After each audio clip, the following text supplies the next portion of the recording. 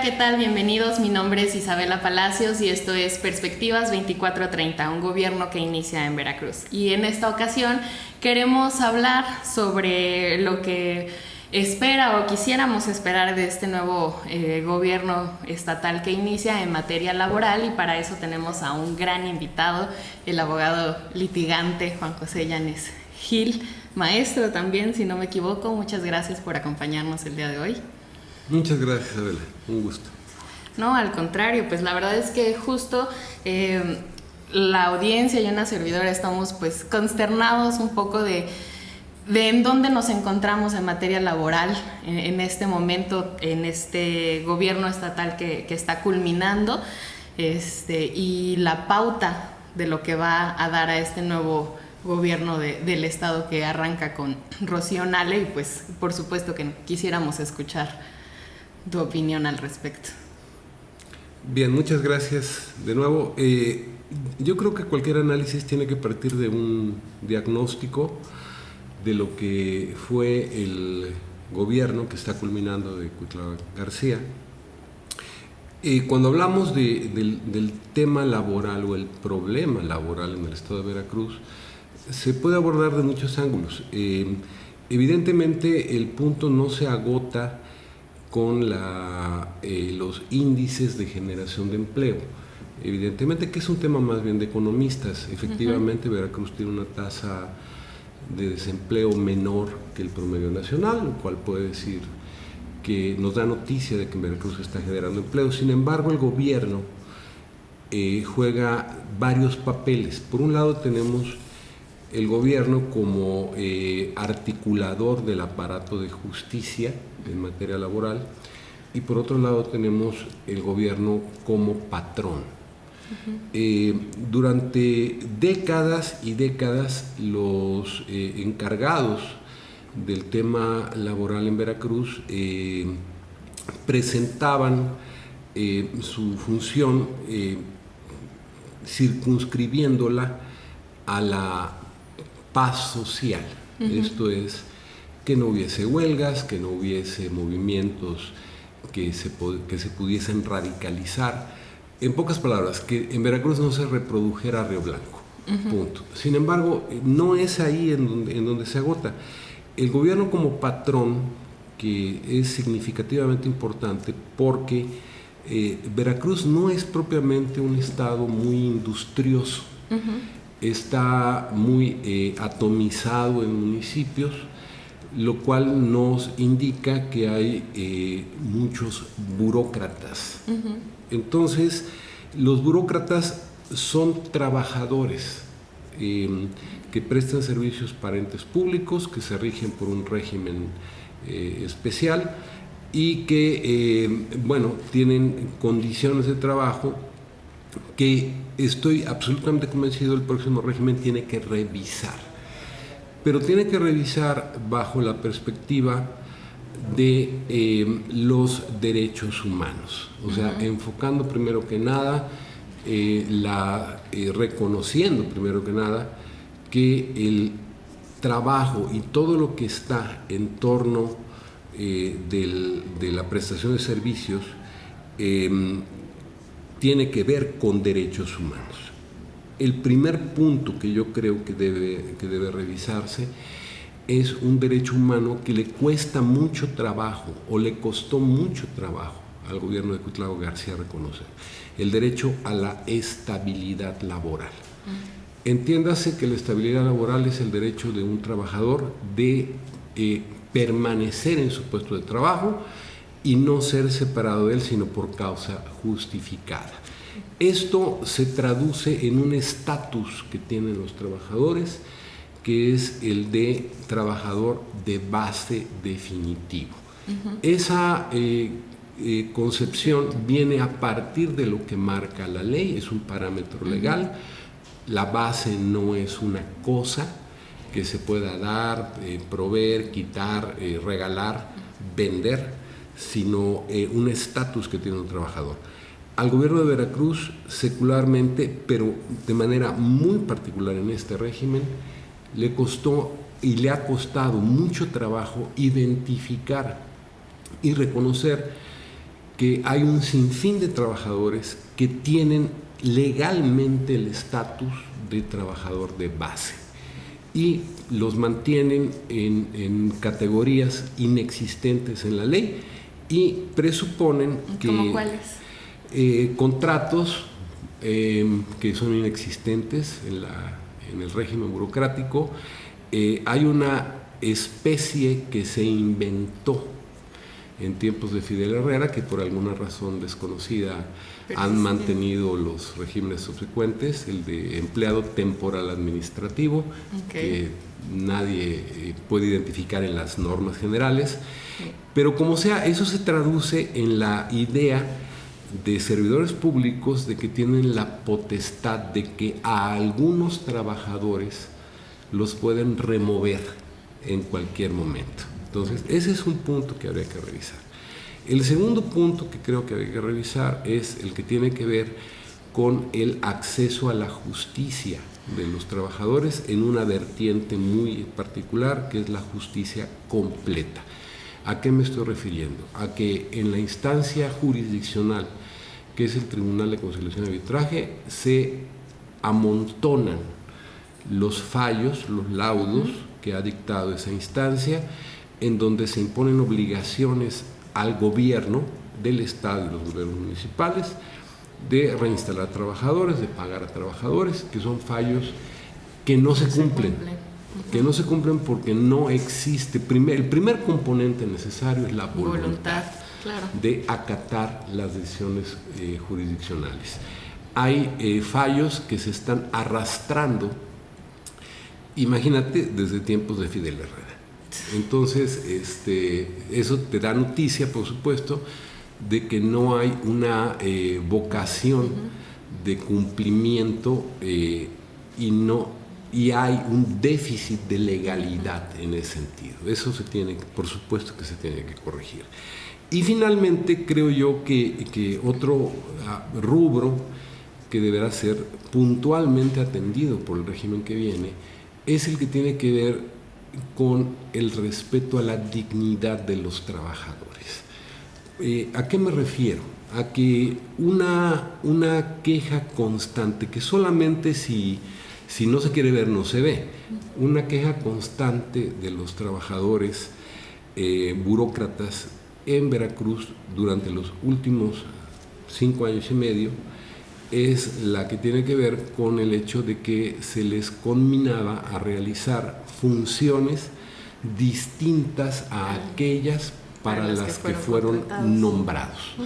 Esto es participación en actividades extralaborales que incluyeron, por supuesto, la participación en eventos de carácter político-electoral.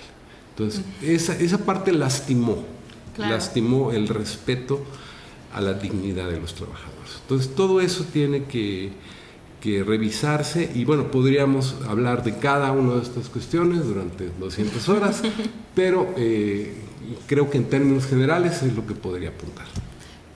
Y también creo que sería importante para nosotros que no solamente que se revisen, sino que también nos mencionaras qué acciones en específicas deberíamos poder esperar para resarcir estos daños, no solamente de los últimos 6 años, sino también hacia atrás un poco para tratar de recomponer o de suturar parte de estas lesiones. En primer lugar, me parece importantísimo que se busque designar en las áreas clave a personas que tengan probada competencia. Yo creo que una muestra palpable y lo voy a decir como lo veo, del desprecio que han tenido los gobiernos desde Fidel Herrera hasta ahora ha sido, por ejemplo, a quienes han designado en las magistraturas, en la Secretaría del Trabajo, etcétera, que bueno, pues podrán tener perfiles de lo que quieras, pero no en este tema. Y en Veracruz sobran personas que puedan que puedan resultar muy competentes para atender esos rubros. Por otro lado, es imprescindible que exista la decisión, porque hay un componente de voluntad importantísimo ahí, de respetar las decisiones que a lo largo de todo ese tiempo han tomado las instancias jurisdiccionales. O sea, no es posible que pensemos que el cumplimiento de un fallo a favor de un trabajador está sujeto a la arbitraria voluntad del que debe cumplirlo. Eso es desquiciante del orden jurídico, claro. Por ejemplo. No, y algo sumamente grave, porque creo que ya marca con lo que iniciabas, ¿no? La voluntad, y creo que al final de cuentas lo que se pide o con lo que nos vamos es esa voluntad de hacer su deber, su obligación, ¿no? Es algo en realidad bastante sencillo. ¿Qué perfil en especial podríamos esperar para que sea una persona competente, por ejemplo, al frente de la Secretaría, que es una parte del gabinete que aún no se ha anunciado por parte de la gobernadora electa? Yo consideraría que quizás en este momento se le podría estar dando más importancia de la que realmente tiene la Secretaría del Trabajo, sobre todo porque se le extirpó la jurisdicción laboral. Se trasladó a partir de la reforma laboral que se impulsó en los últimos 6 años, se trasladó la jurisdicción laboral al Poder Judicial. Entonces, en realidad, pues la Secretaría del Trabajo pues quedaría como una instancia promotora del empleo y eso, ¿no? Que se me antoja más bien como una dirección dentro de alguna otra entidad pública como la Secretaría de Desarrollo Económico. No lo sé. Sin embargo, hay un detalle ahí. Todavía existen, aunque no se crea, las juntas de conciliación y arbitraje, porque tienen que terminar, darle fin a los procesos que quedaron y que califican como rezago. Y en este momento, pues yo creo que la primera encomienda en la Secretaría del Trabajo pues está, a mi parecer, definida por la impostergable obligación de terminar todos los procesos que estén pendientes, abatir el rezago, ver que se cumplan los fallos y finalmente cerrar las juntas de conciliación y arbitraje para darle ya plena función a los jueces laborales, al centro de conciliación, etc. ¿Qué perfil se requiere? No lo sé, a decir verdad, pero sí creo que hay personas que pues se han especializado en esta materia. Veracruz es una entidad que tiene prosapia en materia de derecho del trabajo, pero no hablamos solamente de la Secretaría del Trabajo, hablamos también de otras instancias como, por ejemplo, el Tribunal de Conciliación y Arbitraje. O sea, el tribunal es un órgano jurisdiccional colegiado en donde, bueno, yo como usuario de ese servicio, esto es representando justiciables, esperaría, pues, primero que nada, gente que imparta justicia y que, bueno, pues tenga un conocimiento enciclopédico del derecho al trabajo. No es así, definitivamente. Entonces, bueno, esos son temas que tiene que abordar. Hay uno en particular que sí me gustaría tocar, y es que quizás se tenga que emplazar un proceso reflexivo en torno de la necesidad de brindarle autonomía al Tribunal de Conciliación y Arbitraje. ¿Por qué? Porque es un completo sinsentido que el Tribunal de Conciliación y Arbitraje forma parte de la estructura del Poder Judicial y también imparte justicia laboral a los trabajadores del Poder Judicial. Entonces, pareciera ser ahí un contrasentido. La idea de la autonomización de órganos jurisdiccionales que se concretó hace unos años, por ejemplo, con el Tribunal de Justicia Administrativa, respondió a la necesidad de que no concurran en una sola instancia juzgadores y justiciables. Claro. Sin embargo, bueno, el tema de la autonomía de instancias, pues en los últimos años se ha demostrado que es delicado, como que no gustan. Pero bueno, habría que pensarlo. No, y es un tema muy interesante justamente hablar de esa parte de que realmente se genere la autonomía. Pregunto yo si, asumiendo que haya esta voluntad de generar autonomía, ¿sería justamente el periodo de 6 años suficiente, por ejemplo, para combatir este rezago que tiene la Junta? Sí, yo creo que sí. Veámoslo de esta manera. La mayor carga que tiene ahora mismo la Junta de Conciliación se refiere a procesos jurisdiccionales en donde una de las partes es una instancia del propio gobierno, los organismos descentralizados, que antes de la reforma tenían su jurisdicción, ventilaban sus temas al amparo de la Ley Federal del Trabajo y en la Junta de Conciliación. Los gobiernos estatales han presupuestado cantidades ingentes de dinero, 1.500, 1.500, 2.000 millones de pesos para cubrir pasivos laborales. No queda claro porque es otro rubro. La transparencia como que también está un poco deficitaria, pero lo cierto es que si se aplicasen esos recursos a el saneamiento de los pasivos laborales generados por crisis laborales, no en 6 años, en 1. Sería suficiente. En 1 tiene suficiente. Y esto que comentas, que se le encargó específicamente a un ente que crearon, ¿tú esperarías que este ente que crearon para liquidar estos laudos se mantenga, desaparezca? Yo primero que nada quisiera saber para qué sirve. Okay. Te refieres a la Comisión Intersecretarial para la Atención de Laudos Laborales. Bueno, la así llamada CIPAP, por sus siglas, se anuncia y se crea como una comisión intersecretarial con el propósito de sanear esto. No puede volver a juzgar lo que ya una instancia jurisdiccional constitucionalmente competente ya juzgó, porque se distorsiona entonces el principio de inmutabilidad de las decisiones judiciales y el principio de cosa juzgada.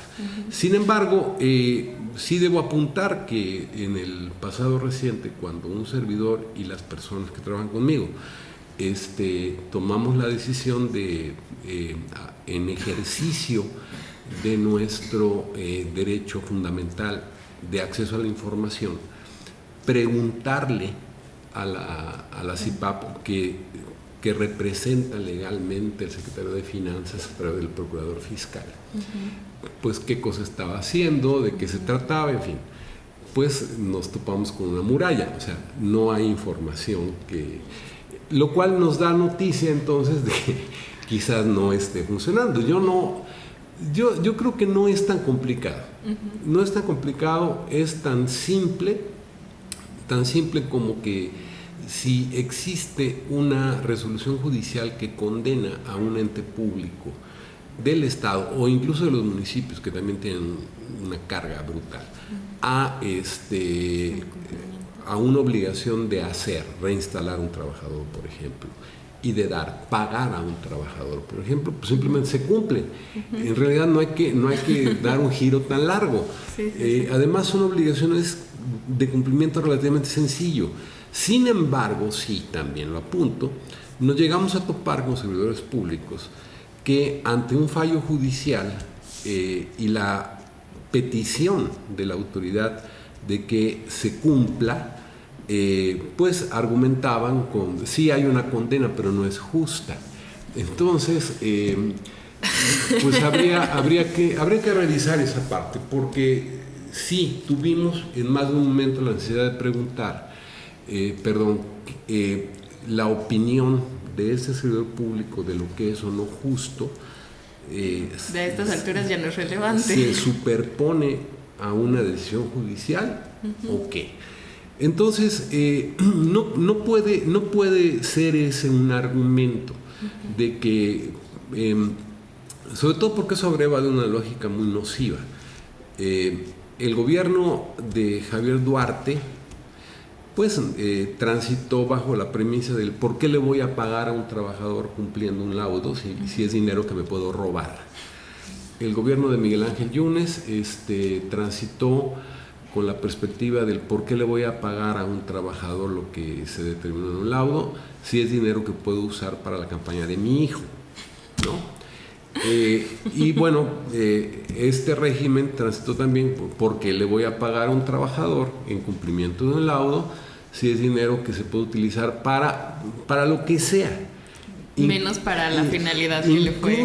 Incluso para un fin increíblemente noble, si se quiere, que no estoy diciendo que haya sido así. Pero aún así, nada puede superponerse a una decisión judicial. Entonces, ese punto es algo que se tiene que revisar, porque ya se podría trasladar incluso a un problema filosófico. O sea, es tu percepción de lo justo versus lo que dijeron tribunales. El punto es que el definir, no me interesa lo que digan los tribunales, es lo que yo considere justo, bueno, pues se tendría que reconocer entonces que no hay una vocación de respeto a la ley porque se considera que la ley está mal. Y bueno, pues entonces ya estamos hablando de otra cosa. Sí, claro. No, pues muy, muy delicado y muy necesario justamente tocar estos temas, y creo que al final, pues, reitero, se limita a una cuestión de voluntades, y pues justamente para eso es este espacio, el poder reflexionar y poder tener un ojo para estar observando pues si existe precisamente esa voluntad para lograr lo que estamos buscando. Al final de cuentas, todos lo que queremos es un gobierno que funcione para nosotros, o sea, independientemente de cualquier cosa, creo que todos buscamos eso, ¿no? Entonces, pues... Sin dejar de anotar que bajo la perspectiva de quienes gobiernan, el gobierno funciona, y funciona muy bien, ¿no? Yo quisiera matizar. Yo lo que espero es un gobierno que cumpla y respete incondicionalmente la ley, nada más. Esto de lo que acabamos de hablar es solamente un tema. También esperaría que el gobierno no tenga una visión patrimonialista. Esto es que los funcionarios que lleguen a los entes públicos no asuman o pretendan que todo lo que les rodea, puestos de trabajo incluidos, son suyos. Y que, por ejemplo, ¿por qué tienes trabajo tú contando clips si se lo puedo dar a mi prima, ¿no? Que es también algo que ha pasado, sí. Lo cual se ha traducido en un montón de juicios que, bueno, pues se terminan en un montón de laudos que el gobierno tiene que cubrir, y no se puede perder eso también, que hablamos de dinero público. Entonces hablamos de servidores públicos que con actitudes a veces veleidosas generan un daño al erario. No, pues definitivamente debemos de tenerlo a consideración, y insisto, mantener en observancia este tipo de temas, porque sí preocupa esa continuidad de la que se habla, y es continuidad de qué, ¿no? Entonces, pues, al contrario, te agradezco muchísimo que nos hayas acompañado el día de hoy. No sé, otra cosa que nos quieras compartir. Pues que estimo que es valiosísimo este ejercicio, como cualquier otro que pueda emplazarse desde la sociedad en aras de reflexionar sobre lo que ha habido y lo que esperemos que haya en el futuro para el bien de una entidad que todos amamos, que es la nuestra, Veracruz, y que naturalmente pues deseamos que lo que se tenga que corregir se corrija. No puede haber continuidad porque tiene que haber continuidad. Hay que hacer un alto y es el momento idóneo para poder reflexionar. Revisar y recomponer. Claro. Definitivamente, de acuerdo, pues aunque te agradezco mucho que nos acompañaras el día de hoy. Mi nombre es Isabela Palacios y nos vemos en la próxima. Hasta luego.